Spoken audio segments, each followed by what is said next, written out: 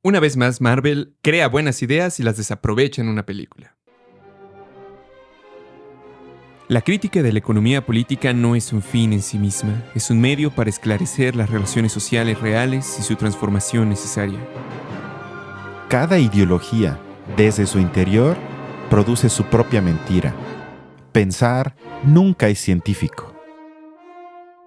Hola, ¿cómo están? Estamos de vuelta en este espacio. Los saludan como siempre Balam y Cristian para hablar hoy, que no sé si por las palabras de inicio quedó claro, Venom 3, The Last Dance. Y esperemos que sea el último baile, porque a menos que tú me corrijas, Balam, fue una película que me costó mucho verla por varios aspectos que ahorita quiero comentar. Pero, ¿de qué trata Venom 3? Bueno, nos encontramos, digamos, con la trama de un simbionte. Además, es la tercera película de una saga que ha sido aparentemente muy exitosa. Y es uno de los personajes que algunos denominan antihéroes, otros confunden con villanos, pero es Venom, que sería como una especie de extraterrestre que viene del espacio exterior, que le cae a una persona, en este caso Eddie Brown, que de alguna manera se pega a su Como un cuerpo parásito. como un parásito. Ujú. De hecho, se le llama simbionte porque justamente, o sea, uno ya no puede vivir sin el otro. O sea, se establece como una relación simbiótica. Y pues la idea es esa, que básicamente Eddie Brown en algunos cómics es malo y enfrenta a Spider-Man. En este caso nos encontramos más bien con una visión descafeinada de Venom. Una visión, desde mi punto de vista, chafa, pero es que la verdad no he visto las anteriores dos películas. Por favor, quienes ya las vieron las tres, no me enjuicien mucho por eso. No Solamente las he ves visto y las esta. estás criticando, nos van a poner que somos unos pendejos. Y además, antihéroe. Perdón. Le fallé a Trump, le fallé a... Al mundo. Sí, total. Pero bueno, el final es que la historia nos comenta de Null, un dios del vacío y destructor del mundo que hasta ahora no había visto en otras películas de Marvel. Y parece ser que en algún momento la luz invadió su reino, nos dejan entender. Sus hijos lo abandonaron, que sus hijos serían los simbiontes, y lo encerraron a través de, digamos, como un aparato que denominan el Códex, que esta historia nos la hemos encontrado ya muchas veces, ¿no? Entonces, y bueno, básicamente la tarea o la trama de la película es como, de alguna manera, Null manda a sus grandes buscadores para que encuentren a Venom, que aparentemente tiene ese Códex, que es la llave que va a liberar a Null y va a destruir el universo. Y pues básicamente la tarea de Venom y Eddie es impedirlo. Y a eso va un poco la película realmente. No sé si hay una trama más profunda atrás de eso. No hay, en eso estamos de acuerdo. Es lo que menos importa, pero en este caso tengo que decir que hasta los efectos se veían muy baratos. Me parecían hasta mal hechos. O sea, hasta ni siquiera en eso, porque luego me han comentado que por lo menos Marvel tiene cierto estándar en cuanto a la estética de la calidad de la acción en sus películas. Y digo, bueno, si con eso te pones feliz, está bien. Pero en este caso me pareció que casi yo lo puedo hacer en mi editor de Final Cut. Y digo, bueno, ya hasta en eso bajan la calidad. Y lo otro es que me entristece mucho cuando veo películas de superhéroes tipo de Marvel, en este caso Venom, es que cierran espacios que en un inicio podrían ser interesantes. O sea, esa idea de que, bueno, eres invadido por algo que no es tuyo, pero que luego es parte tuya, de que ya no puedes dejar, pero que es parte, o sea, como el parásito dentro de nosotros, como podría ser una alegoría, una metáfora, y con eso se podría jugar, ¿no? Incluso en el género del cómic que se presta para eso. O sea, Sí. la idea inicial me parece que tiene un potencial. También como van a poner, si es que lo ve gente que es fan de Marvel, el antihéroe, la ambigüedad, que eso lo hace más interesante, pues entonces pónganlo en la película de esa manera y no lo pongan como desde la película 1, porque yo sí vi las tres, siempre como básicamente Spider-Man. O sea, nunca se nos muestra esa ambigüedad, más allá de que me parece que el actor, que además lo más triste es que me parece un buen actor, Tom Hardy, en esta cinta ya me parece que únicamente soporta la actuación estando ebrio. O sea, desde la primera escena que él además participó en esta entrega en la formación del guión. O sea, él tiene partes del guión que él según escribió y creo que dijo, bueno, ya no puedo actuar esto sin que esté ebrio, y en toda la película me parece que siempre está en un estado de ¿De ebriedad? ebriedad. Wow, Sí, qué entonces... locura.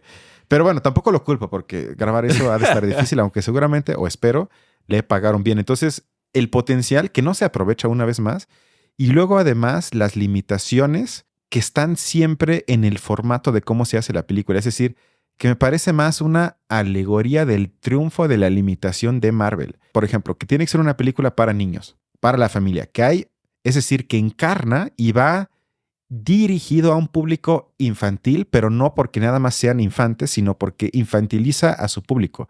Porque hay una escena donde va una pequeña familia hippie de 4 Sí. miembros, papá, mamá, hija, hijo, liderada por que además él es un antiguo técnico de informática, perdón, que sueña con volver a los aliens en la legendaria Área 51, Sí. una zona militar restringida en el desierto de Nevada, y entonces se ve cómo el padre está en el volante, cómo la madre cocina, cómo la hija está medio enojada y el hijo está maravillado. Y creo que esa imagen para mí encubre o ejemplifica muy bien el público que se imaginaba a Marvel, que ve o que anhela ver este tipo de películas. O sea, no tengo otra forma de explicar cómo un directivo de Marvel ve el producto final de la película y dice: esto está increíble, esto es una película que tenemos que sacar de esa manera. Está perfecto el guión, la historia, los efectos.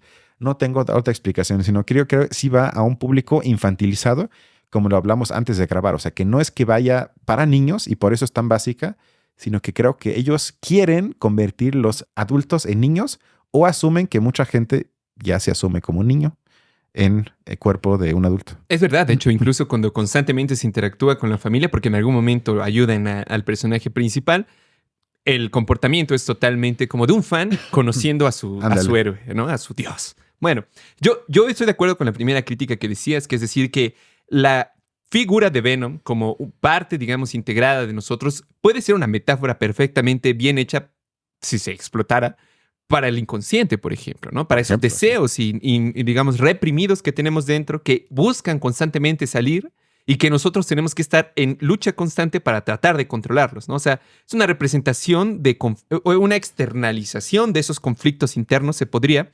Sin embargo, en el caso, digamos, de la película, al fusionarse con Venom, Eddie no enfrenta una transformación ética o política profunda de su vida, sino que su relación con el simbionte se presenta más bien como con una coexistencia gestionable.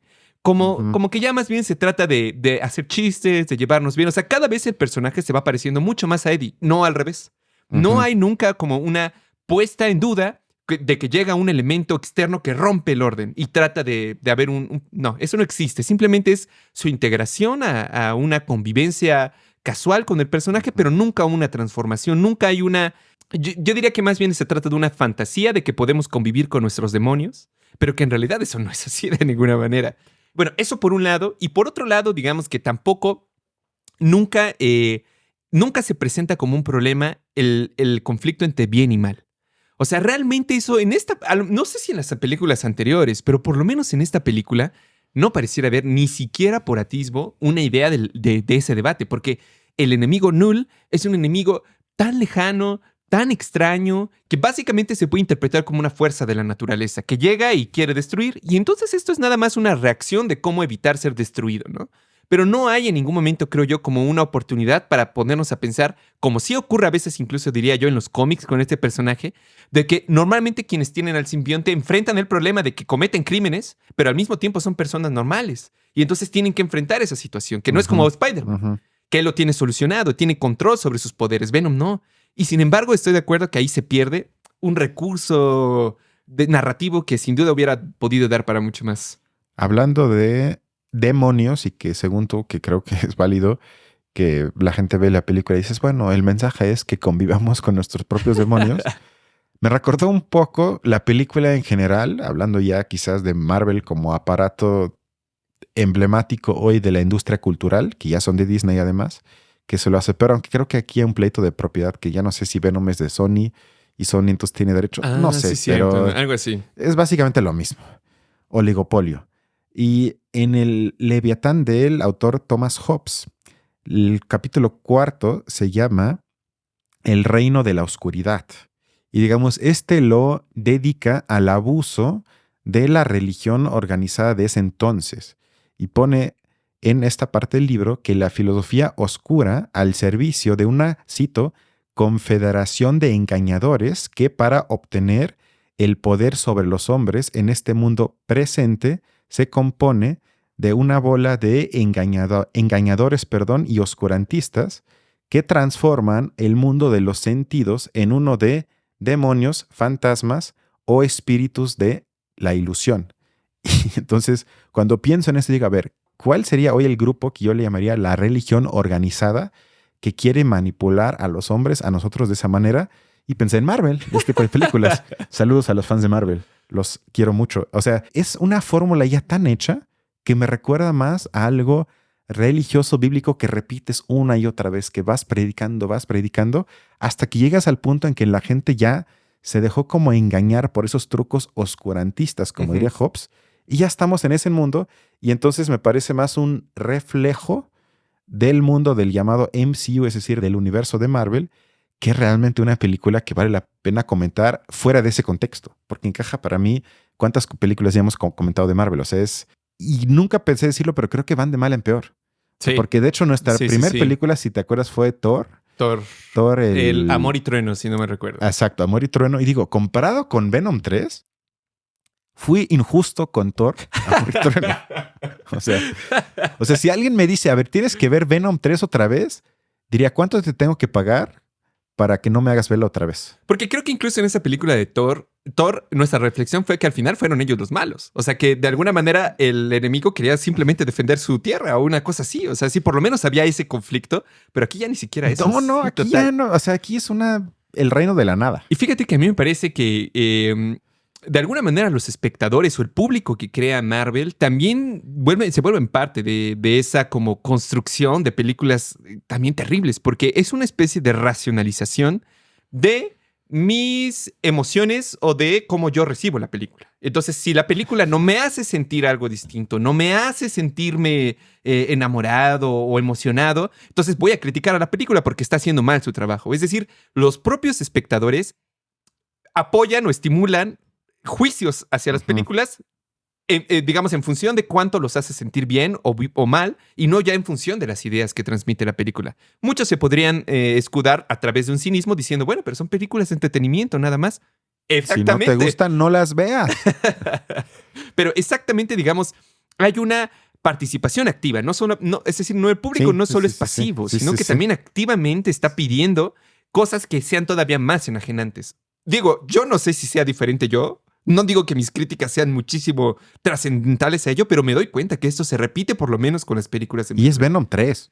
Sí. Ni siquiera es Venom, es 3. Es decir, como dijiste al inicio, tuvo éxito una película y las primeras dos, la primera está un poquito mejor, pero ya la segunda parte es infame y esta ya rompe con todos los estándares que yo tengo al cine, que tenga un nivel, aunque sea mínimo, pero aún así en taquilla me parece que su éxito es bastante considerable, que muestra que hay una parte del público que por lo menos acepta ese tipo de cintas. O sea, que quizás no las ponen como lo mejor que hay, o sea, eso ya sería creo que algo impensable. Sin embargo, no por eso se muestran críticas con ella para exigir, incluso dentro del universo de Marvel. Yo no digo que todas las películas tengan que ser de arte de Woody Allen o de Lars von Trier, ojalá, pero no, sino puede ser una película de superhéroes con un nivel mejor, con otra historia, hasta lineal si quieres, pero que no, o sea, a mí me aburrió tanto y me pareció más una conglomeración de clips de TikTok.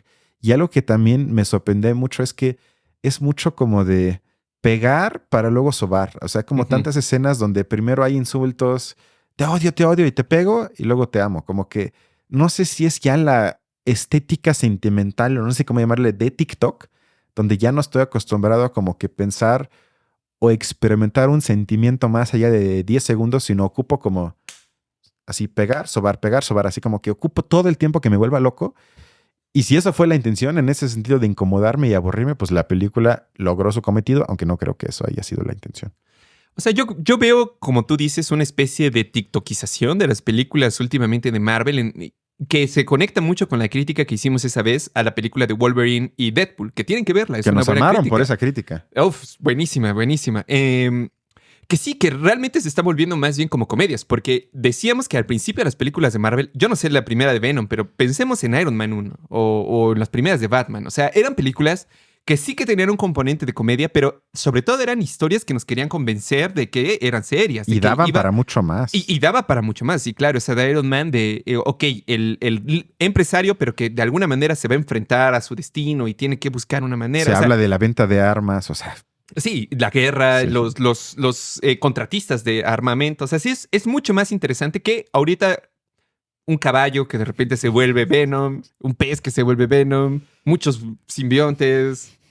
Sí, no. O sea, yo creo que ya ni siquiera llega a ese grado. Yo creo que estamos viendo ya la decadencia total. Pero te digo, lo que a mí me sorprende es que cuando se hacen críticas a estas películas, no se critica esto, sino que se critica más bien que han sido insuficientemente buenas en hacer Venom digitalmente. O sea, como en hacerlo se ve mal la fotografía, alguna cosa así. Que pero no siguen el cómic en algo. Ajá, que no te hace sentir así, como que no te provoca. Pero ya no hay como una crítica más allá de eso.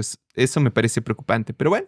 Sí, o sea, esta película lo único que dejó en mi cabeza y corazón es un montón de escombros.